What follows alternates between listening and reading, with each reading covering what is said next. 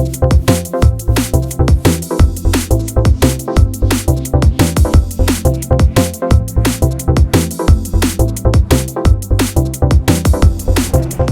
again, everybody, and welcome back to SFF180. It is Monday morning, October the 2nd, and time once again for the mailbag. I hope you guys have had a great week and a great weekend.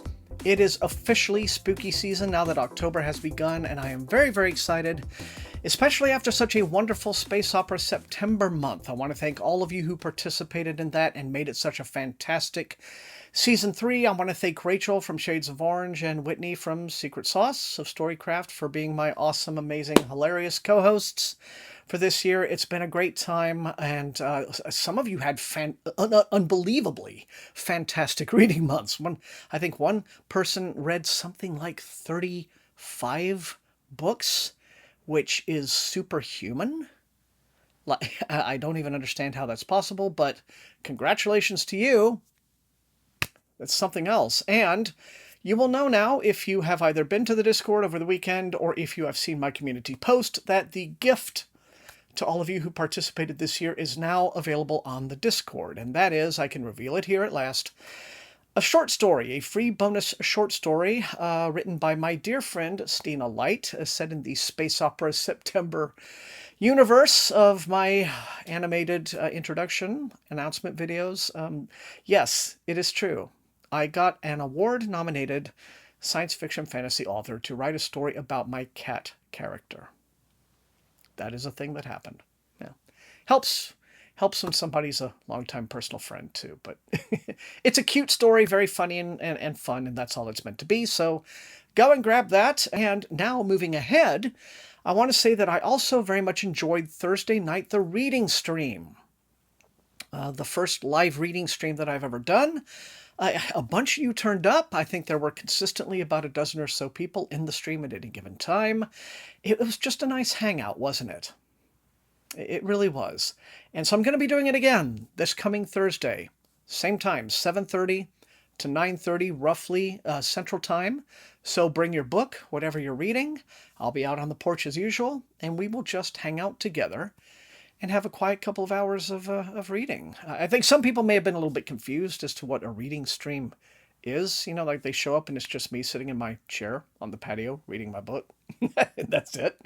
And somebody was like, wait, what? I thought you were going to read the book aloud. Well, no, I can't do that. I can't read a copyrighted book out loud on YouTube. I'd get in trouble for that. No, it's a hangout.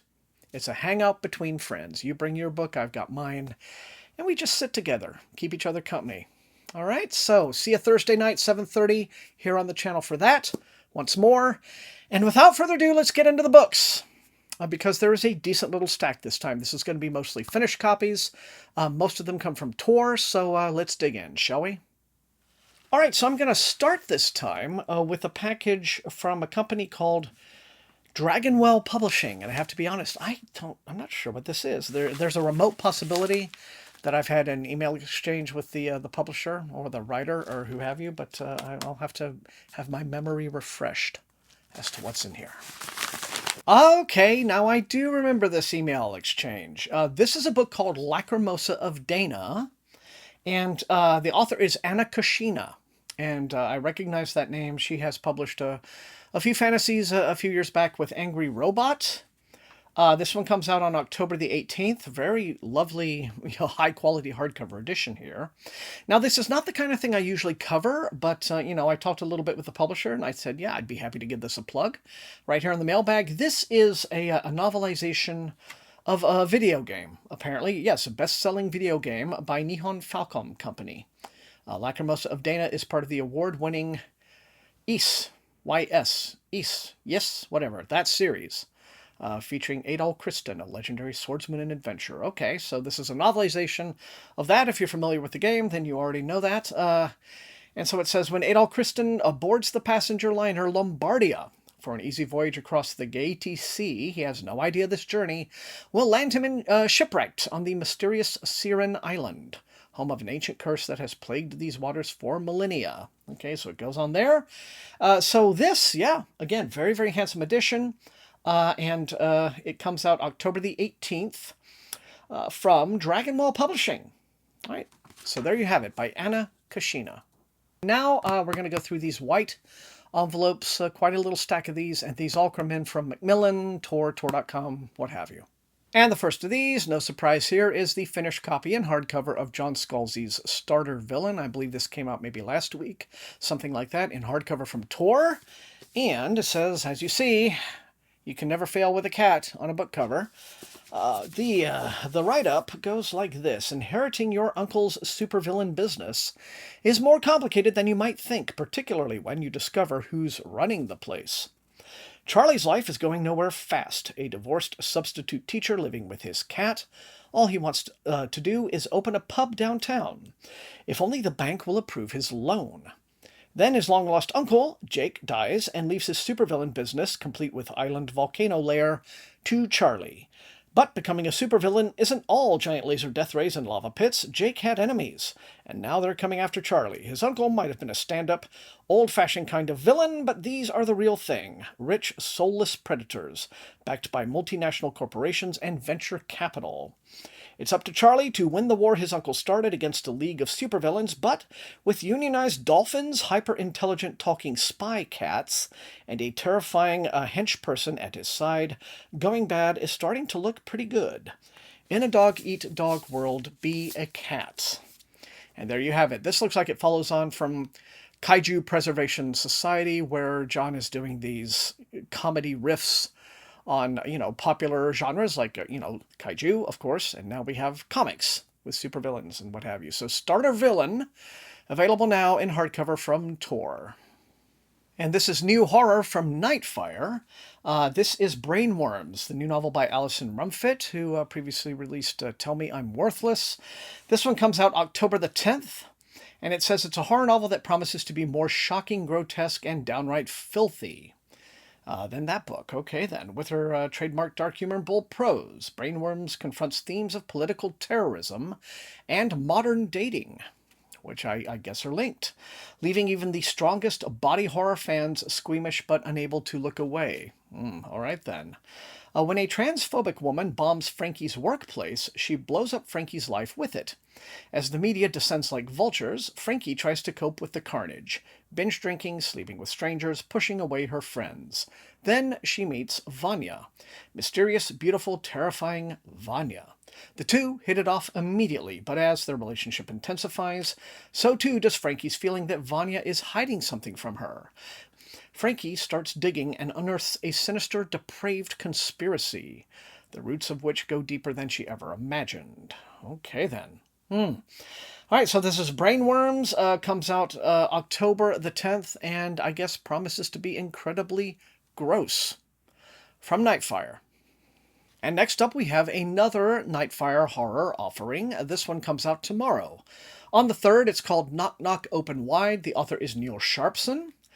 And let's see, it says, readers looking to celebrate spooky season with shades of the unsettling and delectably folkloric.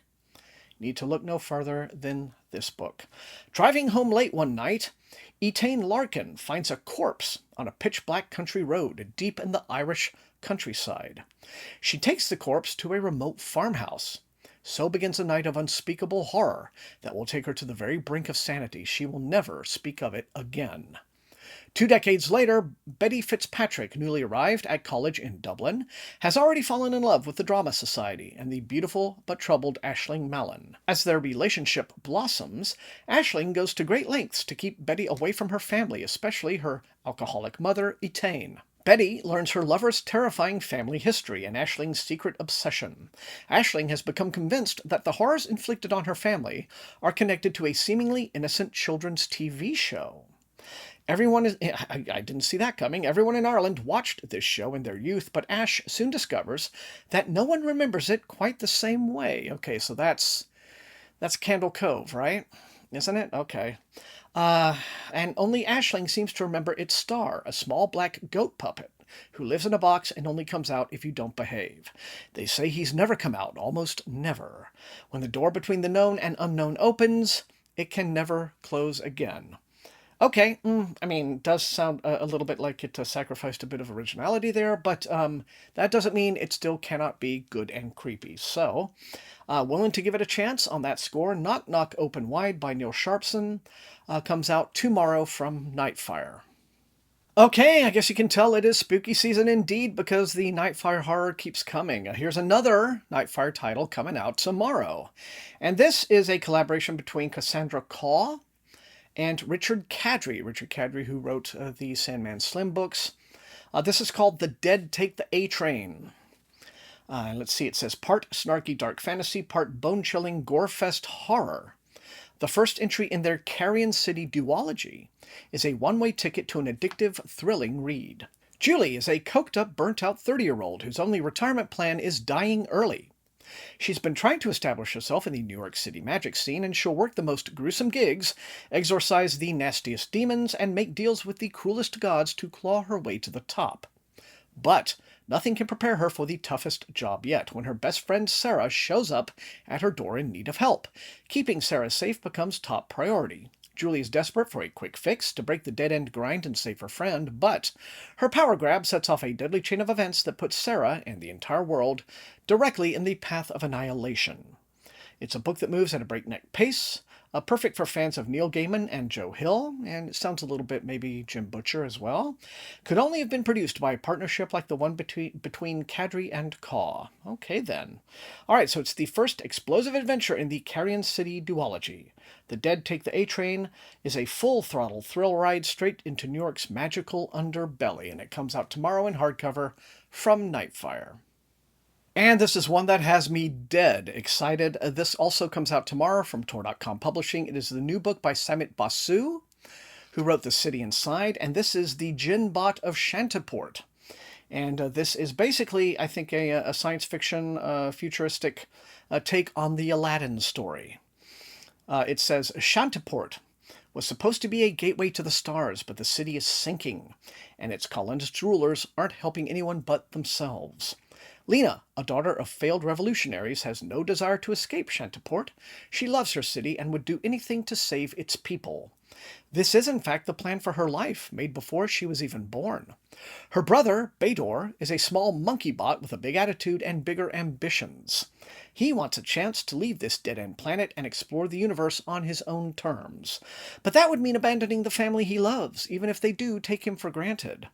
When Shantiport's resident tech billionaire coerces Lena into retrieving a powerful artifact, rumored to be able to reshape reality, forces from before their time begin coalescing around the siblings. And when you throw in a piece of sentient, off-world tech with the ability to grant 3 wishes into the mix, none of the city's powers will know what hit them. All right then, so this is available tomorrow from Tor.com Publishing, the Jinn-Bot of Shantiport. I can't wait. Okay, so now we're going to finish up with the last 2 envelopes, and both of these come in from Random Penguin. And this is Devil's Battle. It is the new book by Taylor Anderson. This, I think, is now the 3rd book in his new series, Artillerymen, which follows on the Destroyermen series, which ran for like 1 billion volumes. And you know what? This is really funny right here. This sheet of paper, like I was expecting it to be a cell sheet.